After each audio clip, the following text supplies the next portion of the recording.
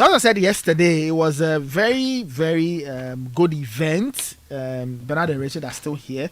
Very good event. The peace pact was signed. I remember when the idea was first thrown around, there were a few niggling issues here and there, but it looks like all the political parties have agreed to come and sit at the table and sign off on a peace pact that will ensure that before, during, and after the elections, there will be peace. There won't be any issues, and we'll go through the elections without major headaches. So the main actors were there. Yeah, I think for me, I think symbolically, you know, everything is both substance and form. The point of having all the presidential candidates, at least the major ones there, sat in the room. There's a nice photo of President Mahama and President or Vice President Baumia sat in the room at the hotel, smiling at each other. I think it's a very powerful image, and we should not downplay the importance of these things.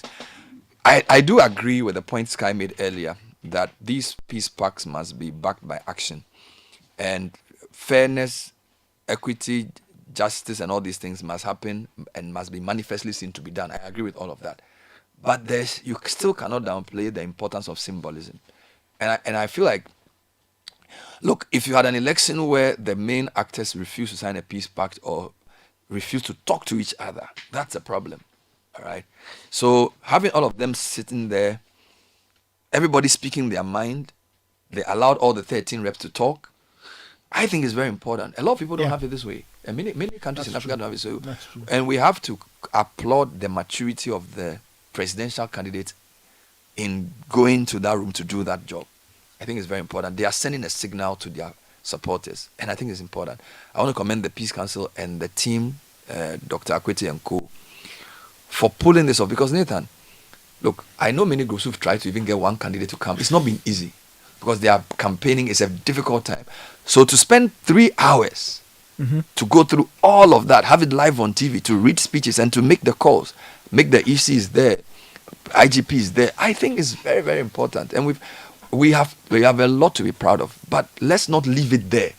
Yeah. Let's translate the commitment and the goodwill shown into concrete steps to deal with things. So, for example, this issue of media coverage, I'm happy it was mentioned there. You cannot, on one hand, say you want everything to be transparent and peaceful, and then now try and tell people that, oh, as for this one, you can't come here. No, it's not right. It's not on. So back this beautiful symbolism with concrete actions to show that you are committed to a peaceful process. Yes. So when the EC spoke, they are committed to this. They are not going to cause confusion. Please, that policy or whatever they announce about media can go to 5 media, 7 media, 8 media, completely offside. But I think that we need to listen. And I like some of the speeches. People like Ayariga, Nana Sapong, Kuma and Co. They said some very interesting things. They did. Of course, we a lot of times pay attention to NDC and MPP because, of course, they have the most followers. But I also like the fact that in an egalitarian fashion, they allowed every party to speak, to say what they wanted to say. All right? I think it is very important that we don't take these things for granted as citizens and say, oh, they are just saying, they are just talking. No. We look at what our leaders do to inform what we say. And watching that program yesterday, it's very good. If a competitive election of this kind, you have a photo of your 2 leading candidates sitting next to each other, I'm sure they were chit-chatting. Very powerful. Very powerful. I just hope that their lead campaigners, their executives and co, when they go to the field to talk, they will also take a cue from what the symbolism of this means and commit to following the due process. All right. I think it's very important. In fact, I think it would be nice to hear some of the things they said when you get to that stage. Yes. So we'll hear from the NPP's presidential candidate, Dr. Baumia. He's expressed confidence in Ghana's ability to hold a good election in December. You had John Mahama also calling on Ghanaians to prioritize peace and unity as we approach the election. And Dr. Hassan Ayariga, who is the presidential candidate for the All People's Congress, he has called for. He was a bit more focused on the Boko. He spoke about Boko primarily, very important. It could disrupt his own ability to vote in the coming election. So let's listen to the 3 candidates. First, Dr. Baumia, then John Mahama, and then Dr. Hassan Ayariga.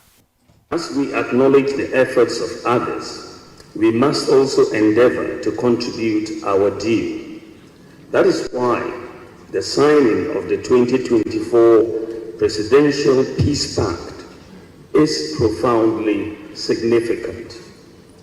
Every general election in Ghana since 1992 has had its own dynamics, and the stakes are always high, but we have never turned our backs on democracy, because that is the path we have chosen for ourselves, and it is the right way to go.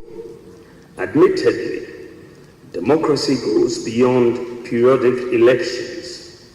However, in relatively young democracies like ours, every election presents an opportunity to reaffirm our commitment to the Constitution and the rule of law.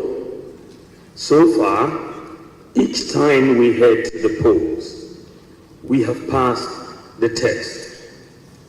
We have shown that it is possible to rise above our differences and unite for the sake of our country. As we head into the December 2024 polls, the 9th presidential election in Ghana, 9 days from today, I am certain of two outcomes. Ghana will win and peace will reign. We have been here before and can prove again that Ghana is a shining example of a resilient democracy. As we approach the home stretch for the elections 2024, my plea to everybody involved in the electioneering process, including candidates, political parties, electoral officers, voters, the media, security, and the general public, is to take responsibility for ensuring peace and harmony seriously, and to demonstrate that we are not reluctant Democrats. My hope, and that of the NPP, is that we will come out of this election stronger as a nation. We are hopeful all sides will take some positive steps to preserve the unity, peace, and stability of this country. We owe our people, particularly the teeming youth, that duty of care.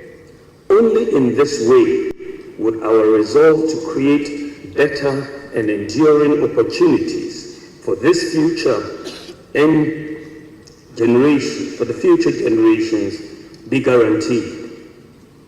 The eyes of the world are on Ghana. The world is watching, hoping Ghana will rise again to the occasion, stand tall and shine bright as the star of Africa. I am full of hope that all of us leaders and our followers will live up to the peace pact we are going to sign today. And I encourage the security services who are doing an excellent job, and the media and all stakeholders to do all they can to ensure and preserve the peace. I would like to end by emphasizing that the only reason we seek power is to use it to deliver prosperity to the people of this country. I therefore wholeheartedly pledge my commitment to working within the rules and to collaborate with all to ensure a peaceful election. I extend love to all my opponents and invite them to let us collectively show love to the people of Ghana by embracing civil and peaceful approaches during every phase of the electioneering process. Finally, I would like to share this quote from Mahatma Gandhi, and I quote, "The day the power of love overrules the love for power, the world will know peace." I stand for peace and development. peace is possible. So that was Dr. Mahamudu Bawumia, the Vice President and the MPP's presidential candidate. Let's listen to John Mahama. He is former president and flag bearer of the NDC, calling on Ghanaians to prioritize peace and unity as we approach the December 7 elections. On our part, as political leaders, we must prioritize peace and unity in our campaigns and avoid unsubstantiated allegations and focus on issue-based campaigning. We must compete on ideas and not on insults.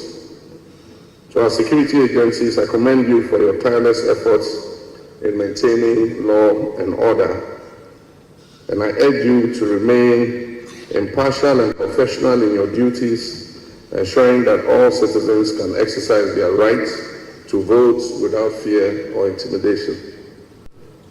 To our media practitioners, I encourage you to promote balanced and accurate reporting, and we must avoid misleading the electorate by deceiving them that some parties are going to vote on one day and others are going to vote on another day. We must avoid sensationalism and speculation and focus on providing credible information that promotes peace and understanding. I also wish to commend the Electoral Commission for the cooperation we have enjoyed so far, and it is my hope that all electoral officers will conduct themselves in a manner that is impartial and neutral in order to avoid any disputes. However, it is all well and good for us to commit to peace and recite beautiful platitudes. All the efforts at building peace before, during, and after the 2024 elections would come to naught or be undermined if there is mistrust and insincerity. Mistrust is built through a mismatch between words and gaslighting on the part of those in authority. There is reason to be concerned that the signing of this pact, though well-intentioned, could amount to nothing if it is not followed by concrete actions to guarantee the peace by the stakeholders and government. Events and happenings during the last election and during the Awaso West Wogon by-election create considerable doubts about the genuineness of some of the commitments that we might make today. We all recall the appalling spectacle of mass men acting on the orders of operatives of government, shooting indiscriminately at innocent Ghanaians going about their legitimate electoral activity during that by-election. Some of the victims of that shooting incident remain incapacitated up till now. The refusal by government to act on the recommendations of the No-Shot Committee do not inspire confidence in Ghanaians that government truly believes in peace. Again, the inaction of government in the face of the murder of 8 of our citizens during the last election casts a shadow of doubt on government's commitment to maintain the peace. How are we to believe that such killings will not reoccur during this election as well? There also remains the vexed question of the use of thugs dressed in security service uniforms to intimidate and brutalize citizens during elections. How can we tell these thugs from the professional members of the security services, especially when they carry no name tags and they conceal their faces with facial masks, popularly called Azubu masks? I'll suggest to the IGP to instruct the arrest and detention of any such persons during the election and to be kept until the election is over. These are legitimate questions that must satisfactorily be accounted for to give true meaning to this peace pact, lest it remains just a piece of paper. We in the NDC have in the recent past express the above reservations, and we look forward to hearing conclusively on the steps taken to address these. In conclusion, let us all pledge to promote peace during these elections. Let us work together to create an environment that is conducive for free, fair, and peaceful elections. We owe it to ourselves, to our children and future generations to preserve the peace and stability that our dear country Ghana has enjoyed for so long.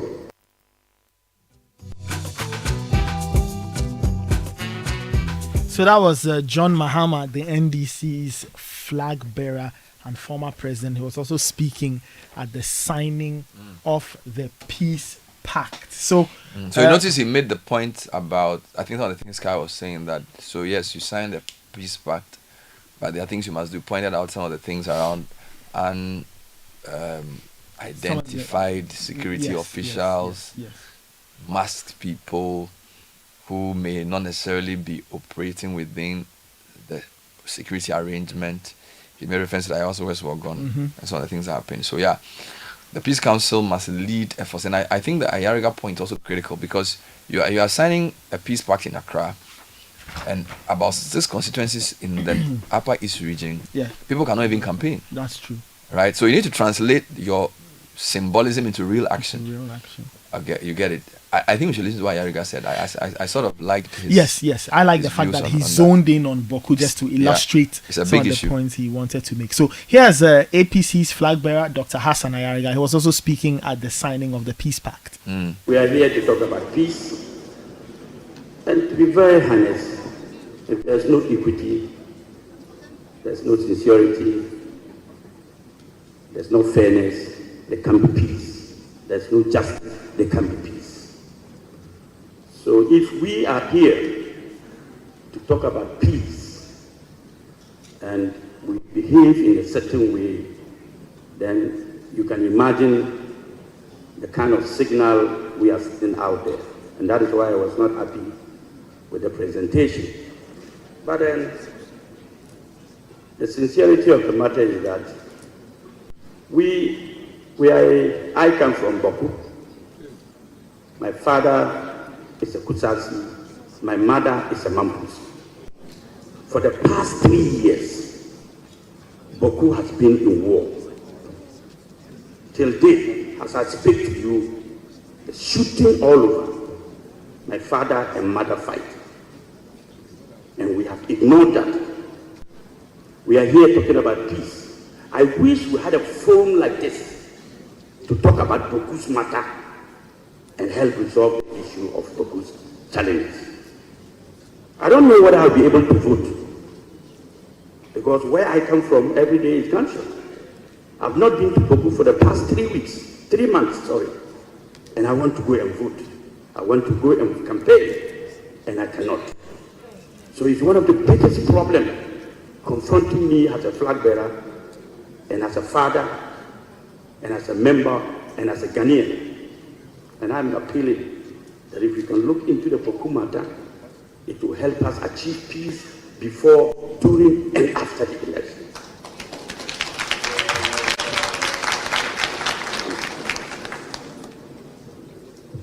If you look at the table, the high table,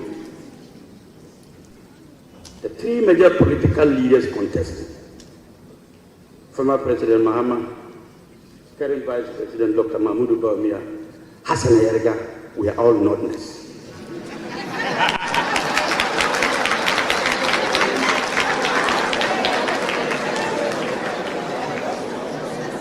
I'm coming to the main problem. There is a problem. Please, my time is, don't worry about my time. You see, Northerners, as our brothers and sisters, are always being reported to be the violent people in this country. And as a matter of fact, if you see another Northerner crying, then he's been beaten by another Northerner and nobody else. And they have been used to form some kind of vigilante groups. This is a test for us as people from the North. Are we going to demonstrate, the 3 leaders, our members, are we going to demonstrate a level of tolerance level of acceptance that we have ideas than fighting one another? Or are we going to show the world that we are more violent than any other? So our party members should sit up that this year we have to demonstrate to the world that the Northern brothers are together and united no matter what. And we cannot be seen as tags for any political party. We cannot be seen as troublemakers in this country. We cannot be seen as people who do not understand peace. And we must demonstrate peace before, during, and after this election. And I must admit, IGP is doing a lot of work. And we must all help. To the media, to the police, the Electoral Commission, we need a credible election. We need a free and fair election. To the police, we need support. We do not want anybody to be partisan in this election. When you are posted at the police station, be fair to every Kenyan, no matter which party belongs to or comes from. And to the media, try as much as possible. Misinformation and disinformation is costing our country a lot. And we must all have a role in making sure that this country is peaceful before, during, and after the election. Ghana will win, and we will have a peaceful country. I think. So that was Dr. Hassan Ayariga, a flag bearer for the All People's Congress. Very interesting thoughts there. I like the direction in which he went. Yeah, I mean, for me, my respect for Ayariga has grown because even before this, when you listen to the day they were balloting for the positions, and there was a lot of confusion. I mean, he's beginning to sound like the adult in the room for some of those engagements, for that particular engagement. Because in that engagement, there were no presidential candidates of the main parties, and he and some of the presidential candidates were there. And a lot of the things he says we know to be true, but we don't say often enough. Right? So for me, a lot of these presidential candidates, the time they get to speak to the public is during presidential elections. Apart from that, we don't really hear them much. All right, and people only pay attention to these things around this period. So every opportunity to speak is a very important opportunity. So highlighting the Baku issue, talking about Northerners, I think is very important, and the fact that we should not just sign a peace treaty and go back and continue doing the same things we are doing. These are very important points to make. So for me, 100% to Ayariga.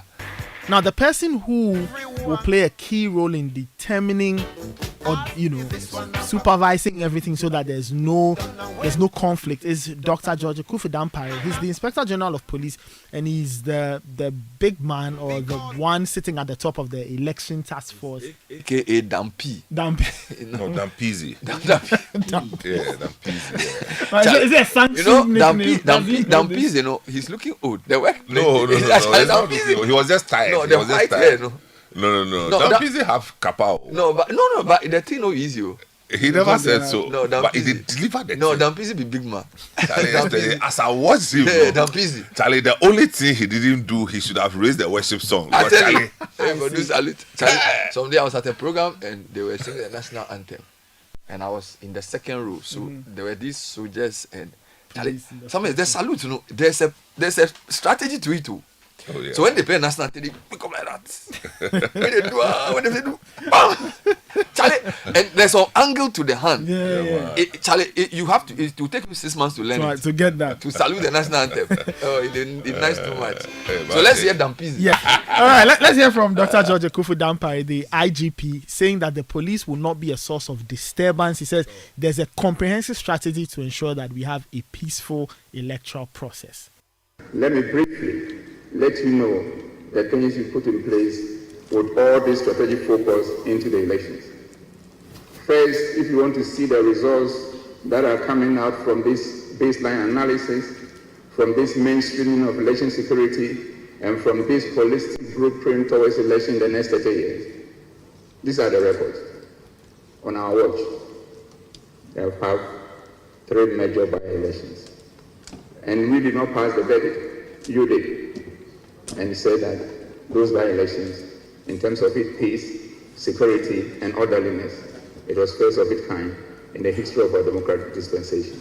That is the result of making sure that you re-examine your strategies and change course, because you cannot continue to do the same thing over and over and over again and expect different results. Again, Your Excellencies, with the same implementation of the blueprint, you've seen that you virtually gave all your internal elections to us, and all the political parties, with no exception, comes to us and say that it is in your hands, police and the other security agencies. We don't even want any of our internal security people to play any role. And the assurance that even we got, which gives us a lot of comfort, and also a registration of confidence in us, is that if anybody comes around and mess up, deal with him or her in accordance with law. And that we delivered. So we walked the talk with all the by-elections, we walked the talk with all your internal elections, and you yourself at various fora give us the pass mark. We appreciate that, but we will not allow that also to eat the better part of us, because we know that it is a job that we need to continue doing in service of the good people of this country. Now coming to the election, the general elections, we have also been walking the talk at every stage of the election process, from EC registration, transfer of vote, exhibition of the register, and all that up to the movement of logistics.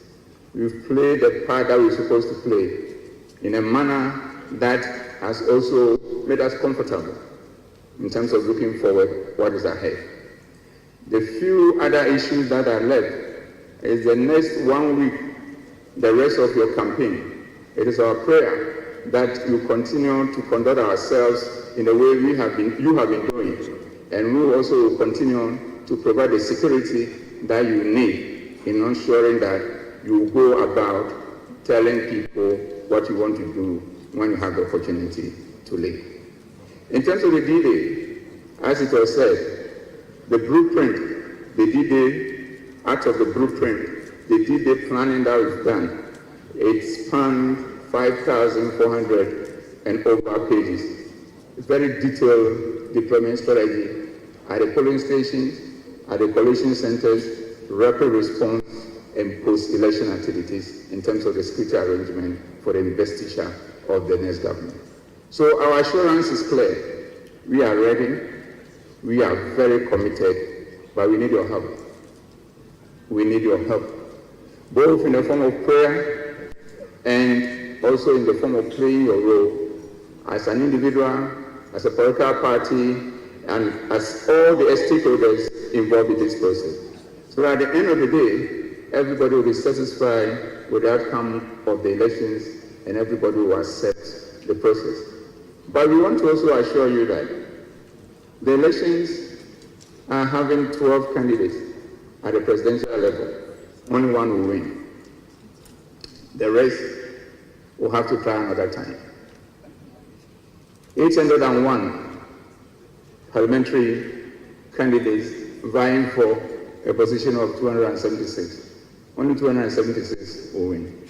That will not be the end of the world. In effect, those who will win and those who will lose at a point in our life will come nowhere near those positions again, and will fade away. But Ghana will continue to be Ghana for the sake of the rest of our lives, and then the children that we so love. So we should remember this. We want to plead with you. We are overcommitted to make sure that at the end of the day, we will be giving the pass mark again, this time higher than all what we have achieved with all the examples that we've cited.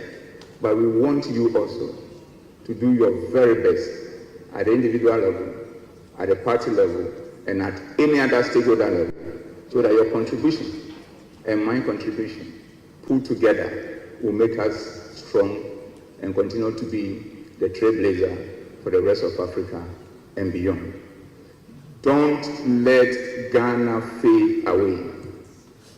Because when Ghana fade away, we fade away with it. But let us do our best and fade away, because life is a stage, and when we show up at the stage, at a point, we have to give way so that the next generation will follow and Ghana will continue, so that we have said in history that we did not disappoint. Your Excellency, once again, my colleagues from the National Election Security Task Force want to assure the generality of Ghanaians that they should relax. And I mean relax. And be a Ghanaian and a full Ghanaian and be proud of yourself. That this one, it will be better than all the elections that has passed. If only you help us to play our role as we are doing, and also do yours. IGP Dr. George Kufu Dampare speaking at the signing of the peace pact ahead of the December 2024 elections. So it's very reassuring to hear that a lot of the political actors are committed to ensuring peace before, during, and after the elections. Yeah, I just hope that it's not you don't sign it for the cameras. You don't do it for the cameras at all. But as I you said, ensure that yeah, there's a follow. Everybody was there, so that tells you the CJ was there, the IGP was there, the House of Chiefs reps were there, the political parties were there, civil society was there, media was there, religious leaders were there, statesmen were there. So yeah, for me, as I say, democracy is not just laws; it's also our norms and the way we behave. We are a society of consensus. That's why I always argue that the way we do parliament has to change. Because when I go to my hometown and when I see how we resolve issues, when there's a family problem, when there's a chieftaincy matter, when there's a funeral, we are people who sit and talk. That's how we behave. We don't stand and shout. So this, hey, say that thing is not you. We are not you. Have you gone to a chief palace and they are doing that? Don't do that. Because once you bring the issue. So my point is that these are some of the behaviors we should bring into our democracy. Some of them may be informal, but they are very important. Because as a people, we have look, you can have a man and his wife fighting. When they go to family meeting to resolve the issue, they don't go and continue the fight there. Once you brought the matter before the elders, you have to sit down and listen. Okay? And we even need elders. All right? I remember there was a book I read, and the foreword was written by, they call them the elders. So Kofi Annan, you had Thabo Mbeki. These are former presidents, Ellen Johnson Sirleaf. They were put into a group called elders because it's a very African thing, right? Sometimes because of the way our politics plays out, look at what's happening in Parliament. There seems to be no resolution. Okay, that's why people always ask, in our traditional setting, elders bring sound reason. You lower your voice, you think, which is why in the UK they have what they call the House of Lords. The House of Commons, they can shout. The House of Lords is more for second opinion. I think as the democracy evolves, we should find a way of making some of these informal institutions more formalized. Because this is the way we work. This is the way we think. This is the way we resolve issues. Yeah. If we had a second chamber, maybe they would have been able to do some things while this chamber, because essentially this chamber is gone. Right? I'm not sure they're going to come back. Maybe after elections they'll come back. But the way it started and ended tells you that when we practice democracy just by the book, standing orders and constitution, there are certain things we will get to that we cannot resolve. But when we also create an opportunity for traditional leaders, for religious leaders, and for statesmen to come together to also bring their views, it helps. We shouldn't downplay it. We shouldn't say, oh, it's not necessary, it's not lawful. We create the systems we need to develop our democracy. The only thing I'll say is that these informal institutions should rise above partisanship and be consistent. Because once you begin to be compromised or begin to take sides, then the power of arbitration that you have, which is based on your objectivity, it goes away. Right? So I think it's a very heartening thing to see the statements that were made. To get those two men in that room at the same time is difficult because they are all campaigning, they are very busy. And their sides will have their various views. So I commend the people who put it together, and I say, let's use this to continue some of the informal institutions to build a democracy in our image, because it is our democracy. The US cannot do it for us. The UK cannot do it for us. The democracy that will work for us will not work in any country, because every country must carve out a system that works for it. which can use best practice elsewhere, but must also reflect the norms of its own people and its own culture. Sometimes you've heard the voices. There are lots of people. I speak to people, and people are very afraid that things can go south, things can go wrong, and people are paranoid about the elections. How much relief or comfort should people take from yesterday's peace pact signing? Well, I think that is a positive sign, and if not at all, is to put on record what they all expect, the kind of Ghana they all expect to see when we are done with elections. So you can say that these are their desires, and desires captured and intentions captured for the record in signing of the pact, which is a significant move. The other thing I always say is when people say we don't want to be part of it, we disagree, I ask myself, what alternatives are you selling? What are you thinking? That if it goes bad, you will benefit? That if Ghana should explode today, you will benefit? Where has that ever happened? You understand? Yeah. So I give them all the credit for the humility that they exhibited in committing to the peace pact. It is significant. Nobody can dismiss it. It is significant. And again, what happened yesterday is only, if you like, the symbol of a lot of engagements that have gone on our blind side. Okay. That's something that we should all know, that it didn't just happen, and Dr. Akwete and his team should be commended for using their platform to promote this.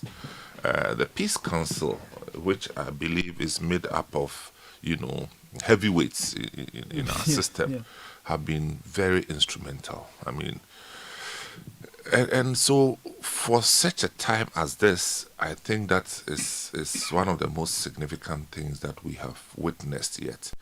And almost 1 week to elections, we couldn't have asked for more. But the question, does this stop anything from happening? The answer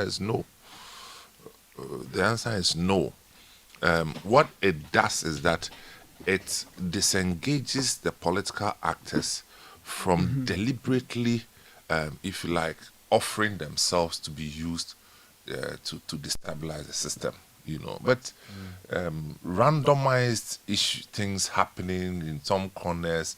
I mean, it happens. Yeah. It happens in football. It happens in the church. It happens in traditional African society. So these things will happen, and normally they are not. They are normally, and I say normally, they are not structured. They are not planned. There's a disagreement which is not handled well that leads to something. But I think again, the police and the security services have given us enough comfort and confidence that they are up to the task. You understand? I mean, within our media space, if you've noticed what they are doing, even to protect media houses, we have never experienced this before. The dress rehearsals that they are doing, you've seen them. Yeah. At times, they come to your media house and are they coming to arrest somebody? Just simple dress rehearsal. So I think that. So that thing was a dress rehearsal. It's not once. I mean, I thought they were coming for some meeting. No. I also thought. Just what is going on here. So it was like a simulation. So like if something is happening, this is how they will come. Has been mapped out. Okay. You understand? So I'm just saying that it gives us comfort, But again, media houses, that's not to say that because you have protection, go and provoke people. Because some of the people, they don't listen to radio, they don't watch TV, they don't know what's going on. All they can say is that young. So I think it's comforting. Well, Richard, yes, you've also been listening to the speakers, Dr. Ayariga, John Mahama, Dr. Baumia, other speakers whose voices we couldn't play, the CJ, EC boss Jean Mensah, and then the IGP. Yes, I have listened carefully to Somens and Bernard, and I think they've made fantastic points about the significance of yesterday. This is not the first time it's happening. It's happening. It's happened previously before elections. There always will be initial hesitations as to whether it should happen or not, whether we should sign or not sign, but eventually it happens. So yesterday's development, commendable, and I respect and I celebrate all the people involved, including the organizers and the candidates who committed and submitted themselves to the process. But we do know that historically, the signing of these things do not, without more, result in peaceful elections necessarily. Okay. And John Dramani Mahama made the point yesterday, and I celebrate that point for a number of reasons. You would notice that ahead of the 2008 elections, we had 2012 elections, which produced Atta Mills as president. No, 2008 rather, yes. Forgive me. We had a similar development. I think at that time it was in Kumasi, if my memory serves me correctly. But that did not stop us from getting close to the brink. Mm-hmm. It took the combined strength, wisdom, and fortitude of the likes of Kofi Annan, NDC's respected diplomat, what's the name? Ibn Chambers, and many other powerful, international and local authorities to actually intervene and pull us away from the brink. So if the history is anything to go by, then it's important that while we celebrate the putting of pen to paper yesterday to sign a treaty committing to peace before, during, and after the elections, we also need to take steps that would actually consolidate the positive gains we made yesterday. Because as one Roman authority once said, if you want peace, you need to prepare for war. Because if you don't build up the necessary military might as to deter people who would want to aggressively move towards you, then you are living in a fool's paradise thinking that there will be peace just because you say that there should be peace. Why am I raising this point? I'm raising this point because the Electoral Commission, as we know it, has had to deal with some public image issues. And those have been fueled largely by political actors within the Ghanaian establishment. And some founded, some completely unfounded. But let me play with the ones that are founded in my view. I think, first of all, the media, as we said 2 days ago, plays a critical role in bringing light to what is done around the country on an election day. Mm-hmm. When people are about stealing the elections, the media reports it. When people are being paid, the media reports it. And a wise man, wiser than me, previously said that those who vote are not the ones who determine the outcome of the elections. I'm paraphrasing him. And that it is those who count the ballot papers. They are the ones who eventually determine the winner. Of course, it is a very dim view of so it's not those who vote that count, but it's those who count the votes. Exactly. It is a very dim view to have of the electoral process. Charlie. But it matters because we have seen figures change. And I've attended polling station result collations. You've seen that. I've seen these things happen. And ultimately, they become the basis for dispute in the courts. You understand?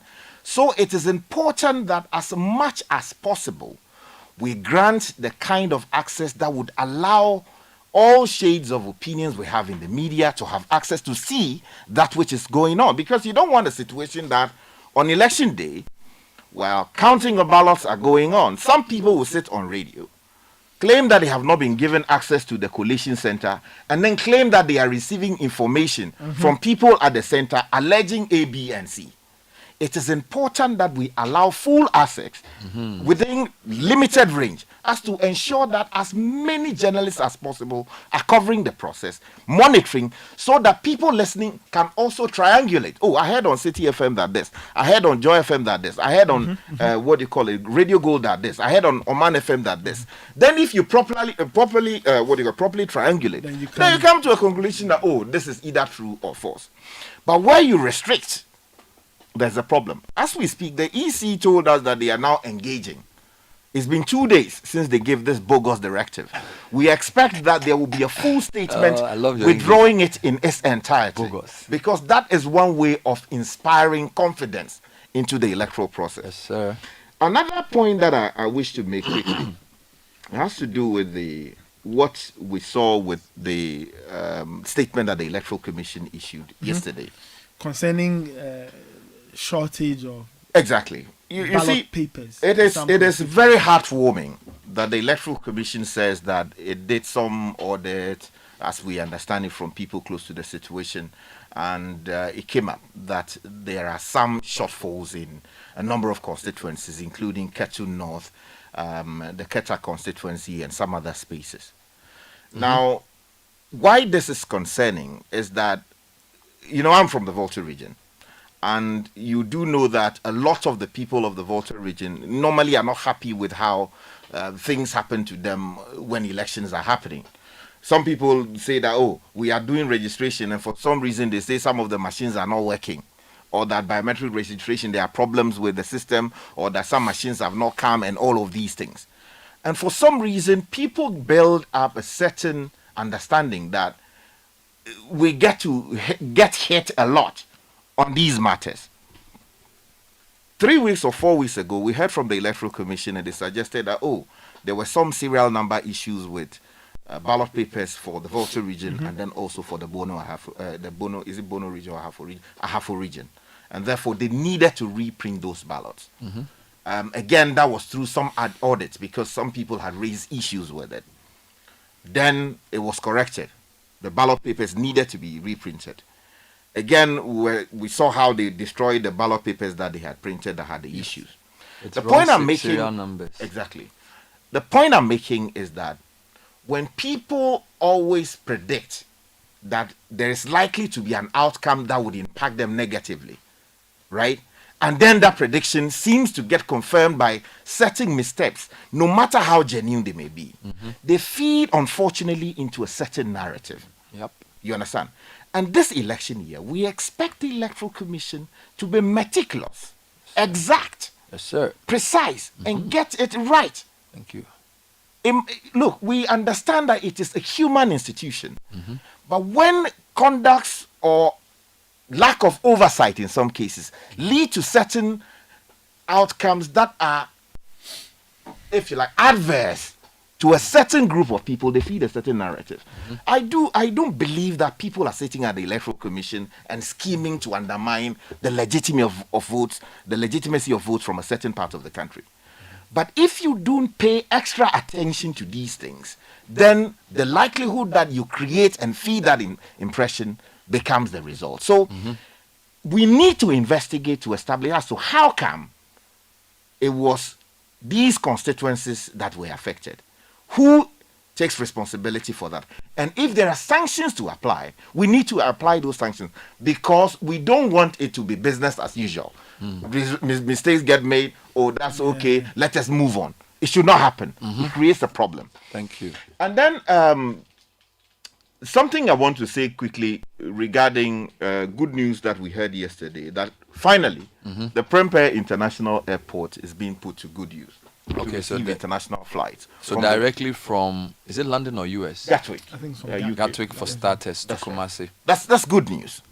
And if you are close to what happens in the political system, of course, there are a number of calculations going into planes coming in just 2 days or 3 days to an election. Of course, we expect citizens to come and celebrate Christmas here. There are people who are coming to do business here. There are people who are coming purposely for the elections, because I've spoken to friends. Now, that is a good sign. That indeed we identify and we know that there are Ghanaians outside of this country whose votes should also matter. And so they are taking advantage of a vehicle provided by the state, establishing a facility in the Ashanti region as to receive Ghanaians and other people from outside the country directly, so that they can go into their communities immediately and do that which they must do. It must be celebrated. It's commendable, and I celebrate that. What has this got to do with what you are discussing? Hold on, I'm going there. I celebrate all the people who took this decision. Pact. I am doing that. Oh, you are doing Agama. This is a very long process. Why are you bringing? Airport is open for elections. What are you doing? No, I've not said okay. that. I've I'm made just that asking. point. No, I've made that Where are point. you going? No, I've made Let that him point. speak. Allow me, let me finish.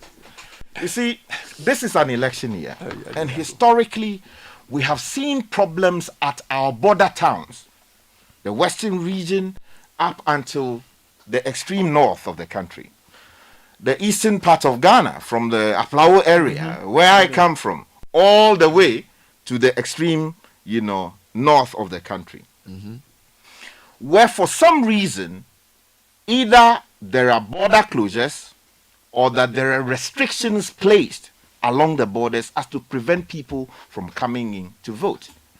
Now, once we have registered people to vote, it is our expectation that we would facilitate or allow those people to come in to vote. Just as we are making efforts to allow people direct access to the middle belt of the country because they can afford it, we should make it a duty to ensure that people who are immediately across the border to the east, or immediately across the border to the west, or immediately across the border in the northern part or in the middle belt, they equally should have unhindered access to the extent that they are registered and recognized as people entitled to vote. We do not want any communities on election day and some shenanigans going on to create the impression that we are allowing externals to come into this country, because it is not only certain class of people outside the jurisdiction who are entitled to have access to the republic and vote on election day. You have landed nicely now. I didn't know where you were going, but I get it now. Yeah, I lost track. No, it was basically to say that in election periods, sometimes movements are restricted. So he finds basically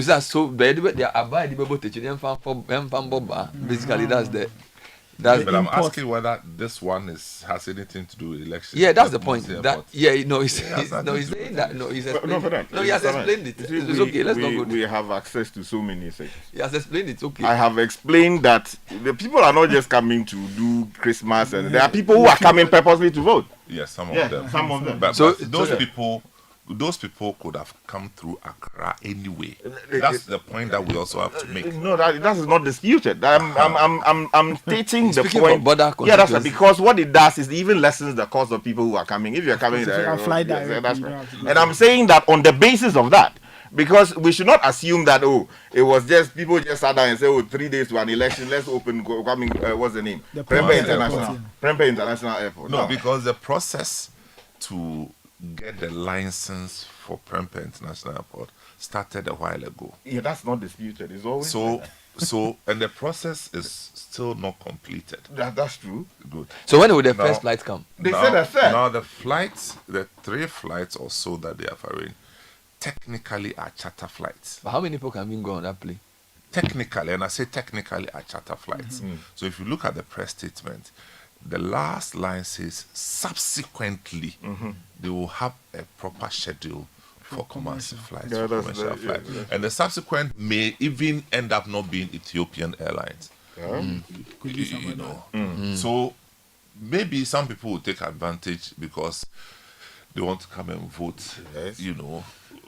But I'm just thinking that that's a bit of a stretch. If somebody wants to come and vote in Ghana, he doesn't necessarily have to go straight to Kumasi. It's a question of where the person is See, the voting. truth is that people can have two different opinions and we can move on. So it's okay. You don't have to respond. Let's just move.